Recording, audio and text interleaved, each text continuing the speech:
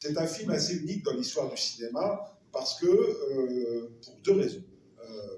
D'une part, de par son dispositif. C'est un film tourné avec un seul angle de caméra. Un seul angle de caméra pour tout le film, qui dure 1h45. Ça ne veut pas dire pour ça que c'est un seul plan.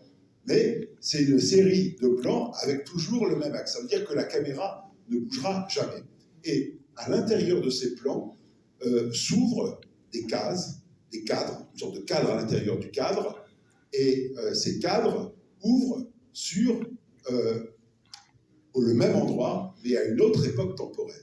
Et donc, voilà, il y a une unité de lieu, mais il n'y a pas une unité de temps, puisque ce film, c'est rien moins qu'une histoire de l'Amérique.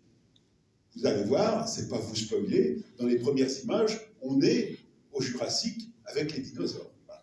Alors, rassurez-vous, hein, c'est pas un film de dinosaures, on les voit passer et puis on passe à autre chose. Mais on va raconter de la préhistoire à 2024, en se focalisant autour d'une famille qui est jouée par Tom Hanks et Robin Wright.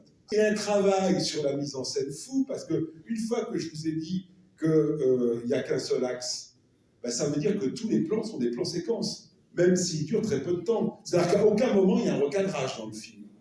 Donc ça veut dire qu'avant chaque plan, avant chaque scène, il faut avoir imaginé à quel moment les personnages principaux, mais aussi les personnages secondaires vont apparaître dans le cadre, et aussi quelle démarche ils vont avoir. On ne peut pas faire un gros plan, puisqu'on a décidé que la caméra restait fixe. Donc si on veut avoir l'équivalent d'un gros plan, si on veut capter quelque chose du jeu des comédiens, il faut avoir imaginé dans le dispositif, dans la chorégraphie et de la mise en scène, qui se rapproche du cadre.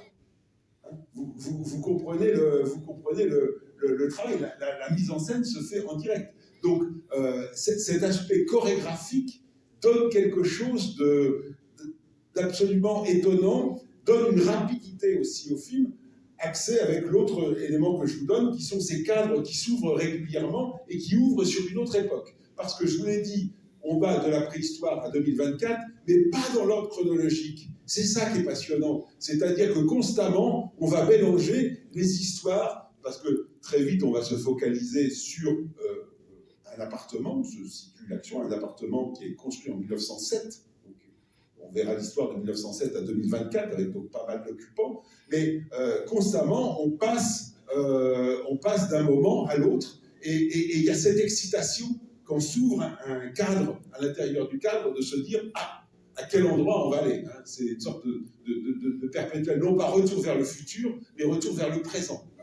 Le décorateur a un travail fou pour meubler cette pièce où va se situer tout le film. Et cette pièce qui évolue, vous imaginez bien qu'entre 1907 et 2024, il y a des tas d'occupants, et donc constamment ça change. Le papier peint et les costumes. Alors, Joanna Johnston qui a fait les costumes, elle était déjà avec Zemeckis sur Forrest Gump. Mais le scénariste Eric Ross aussi, et également le chef-op Todd Burgess et le musicien Alan Silvestri. Si vous avez en tête la partition de Forrest Gump, vous retrouverez des échos de Forrest Gump dans la partition de R. Voilà. Dispositif très contraint que je vous raconte, il raconte la vie d'Américains moyens dont l'histoire nous touche tous. C'est quoi la vie? C'est quoi l'amour? C'est quoi la mort? C'est quoi créer une famille?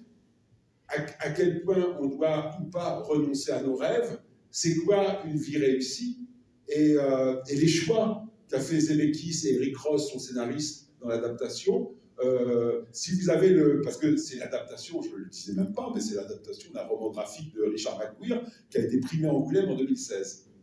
Et ils ont été assez fidèles au principe. Par contre, dans le détail, ils ont fait des changements. Ils ont notamment changé toute la fin. Donc, je ne vais pas vous raconter la fin qu'ils ont choisie, mais la fin qu'ils ont choisie renforce ce que j'appellerais la dimension proustienne du film, c'est-à-dire cette expérience très particulière du temps et de la mémoire,